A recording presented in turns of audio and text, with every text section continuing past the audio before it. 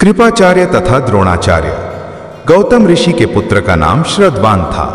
उनका जन्म बाणों के साथ हुआ था। उन्हें वेदाभ्यास में जरा भी रुचि नहीं थी और धनुर्विद्या से उन्हें अत्यधिक लगाव था। वे धनुर्विद्या में इतने निपुण हो गए कि देवराज इंद्र उनसे भयभीत रहने लगे। इंद्र ने उन्हें साधना से डिगाने के लिए नामकपदी नामक एक देव कन्या को उनके पास भेज दिया। उस देव कन्या के सौंदर्य के प्रभाव से कृप नामक बालक उत्पन्न हुआ और दूसरे भाग से कृपी नामक कन्या उत्पन्न हुई। कृप भी धनुर्विद्या में अपने पिता के समान ही पारंगत हुए। भीष्म जी ने इन्हीं कृप को पांडवों और कौरवों की शिक्षा दीक्षा के लिए नियुक्त किया और वे कृपाचार्य के नाम से विख्यात हुए। कृपाचार्य के द्वारा पांडवों तथा कौरवों की प्रारंभिक शिक्षा समाप्त होने के पश्चात अस्त्र शस्त्रों की विशेष शिक्षा के लिए भीष्म जी ने द्रोण नामक आचार्य को नियुक्त किया। द्रोण के साथ प्रशत नामक राजा के पुत्र कृपद भी शिक्षा प्राप्त कर रहे थे तथा दोनों में प्रगाढ़ मैत्री हो गई। उन्हीं दिनों परशुराम अपनी समस्त संपत्ति को ब्राह्मणों में दान करके महेंद्राचल पर्वत पर तप कर रहे थे। एक बार द्रोण उनके पास पहुंचे और उनसे दान देने का अनुरोध किया।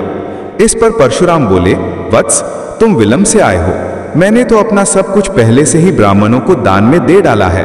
अब मेरे पास केवल अस्त्र शस्त्र ही शेष बचे हैं। तुम चाहो तो उन्हें दान में ले सकते हो। द्रोण यही तो चाहते थे, अतः उन्होंने कहा, हे गुरुदेव, आपके अस्त्र शस्त्र प्राप्त करके मुझे अत्यधिक प्रसन्नता होगी, किंतु आपको मुझे इन अस्त्र शस्त्रों की शिक्षा दीक्षा देनी होगी तथा विधि विधान भी बताना होगा। इस प्रकार परशुराम के शिष्य बनकर द्रोण अस्त्र शस्त्रादि सहित समस्त विद्याओं के अभूतपूर्व ज्ञाता हो गए। शिक्षा प्राप्त करने के पश्चात द्रोण का विवाह कृपाचार्य की बहन कृपि के साथ हो गया। कृपि से उनका एक पुत्र हुआ। उनके उस पुत्र के मुख से जन्म के समय अश्व की ध्वनि निकली, इसलिए उसका नाम अवश्रत्थामा रखा गया।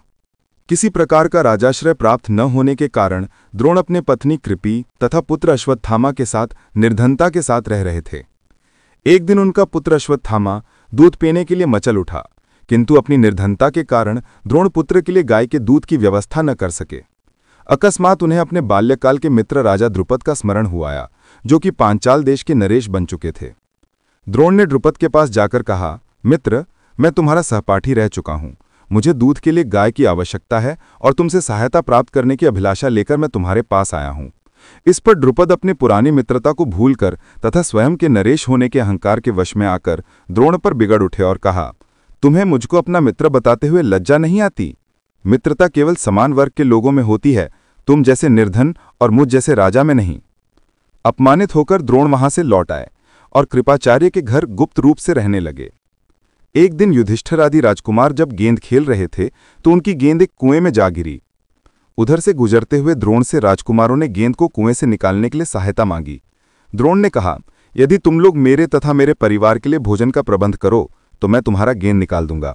युधिष्ठिर बोले, देव, यदि हमारे पितामह की अनुमति होगी तो आप सदा के लिए भोजन पा सकेंगे। द्रोणाचार्य ने तत्काल एक मुट्ठी सींक लेकर उसे मंत्र से अभिमंत्रित किया और एक सींक से गेंद को छेदा, फिर दूसरे सींक से गेंद में फंसे सींक को छेदा। इस प्रकार सींक से सींक को छेदते हुए गेंद को कुएं से निकाल दिया। इस अद्भुत प्रयोग के विषय में तथा द्रोण के समस्त विषयों में प्रकांड पंडित होने के विषय में ज्ञात होने पर भीष्म पितामह ने उन्हें राजकुमारों के उच्च शिक्षा के नियुक्त कर राजाश्रय में ले लिया और वे द्रोणाचार्य के नाम से विख्यात हुए।